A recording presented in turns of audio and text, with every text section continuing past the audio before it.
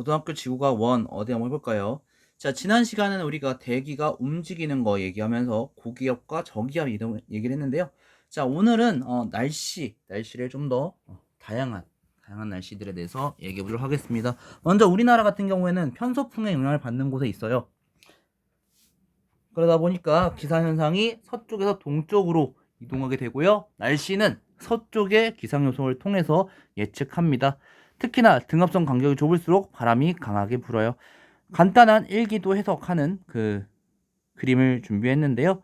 먼저 음표같이 나타나는데 음표 그 한가운데는 구름량, 울량, 구름량이 좀 더 많을수록 더 꽉 채워진 원, 그리고 풍향을 나타내고요. 꼬리 끝에는 풍속을 나타냅니다.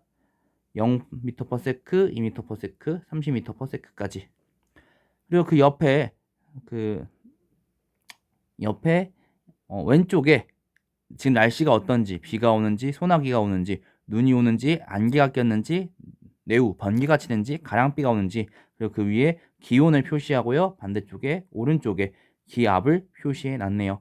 기타 온난 전선이냐, 차가운 공기에 뜨거운 공기가 들어간 차가운 기단에 뜨거운 기단이 들어가는 온난 전선이냐, 뜨거운 기단 따뜻한 기단에 차가운 기단이 들어가는 한랭 전선이냐, 둘이 같이 있는 회색 전선이냐 정체 전선이냐, 고기압이면 H로, 저기압이면 L로, 그리고 지난 시간에 배웠던 태풍 같은 경우에 그 기호들 알아두시면은 우리의 날씨를 좀 더 일기도를 가지고 해석할 수 있을 것 같아요.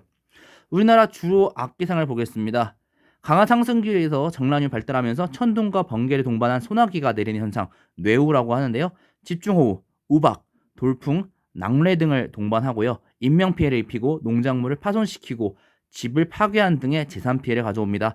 여름처럼 강한 일사이에서 국지적으로, 지역적으로, 부분적으로 공기가 가열되면서 활발하게 상승할 때, 혹은 한랭전선에서 찬 공기 위로 따뜻한 공기가 빠르게 상승할 때, 태풍 등에 의해서 태풍 등에 동반되어서 강한 상승 기류가 발달할 때 발생합니다. 저군 단계에서는 강한 상승 기류에 저군이 발달하고요.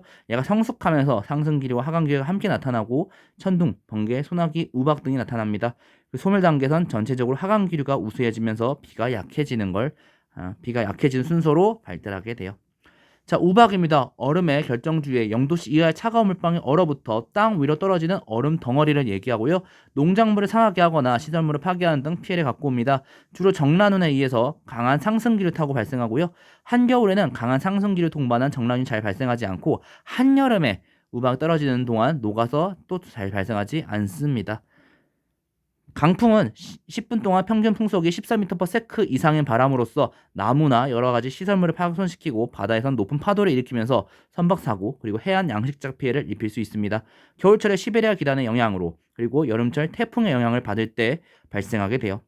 짧은 시간 동안 많은 양의 눈이 오는 걸 우리는 폭설이라고 하는데요. 교통마비, 교통사고, 시설물 붕괴 등 인명과 재산에 많은 피해를 입힙니다.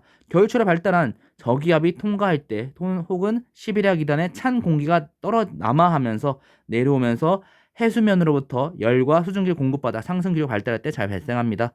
그 다음에 호우인데요. 시간과 공간 규모에 상관없이 많은 비가 연속적으로 내리는 현상을 얘기합니다. 특히 짧은 시간 동안 좁은 지역에 일정량 이상의 비가 집중적으로 내리는 현상을 혹은 1시간에 30mm 이상 혹은 하루에 80mm 이상의 비가 내리는 것을 혹은 연강수량 10%에 상당하는 비가 연강수량 10%에 상당하는 비가 하루에 내리는 것을 우리는 집중호우라고 합니다. 홍수, 산사태 등을 일으킬 수 있고요. 많은 인명피해와 재산 피해를 갖고 옵니다.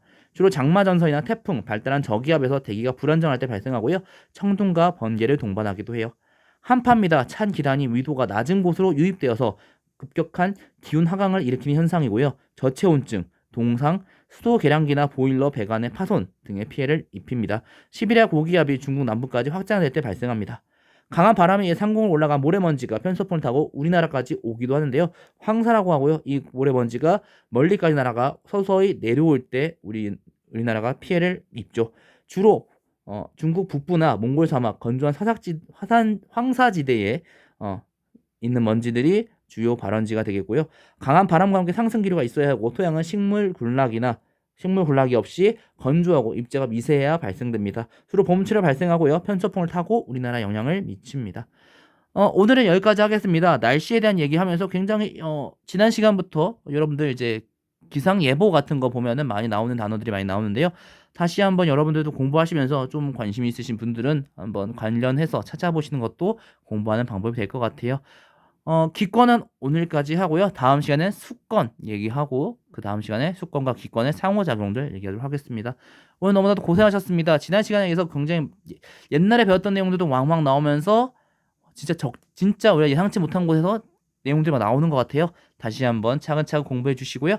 다음 시간에는 수권 얘기하도록 하겠습니다. 오늘 너무나도 수고하셨습니다. 다음 시간에는 고등학교 지구학 1 다음엔 어디부터 볼까요?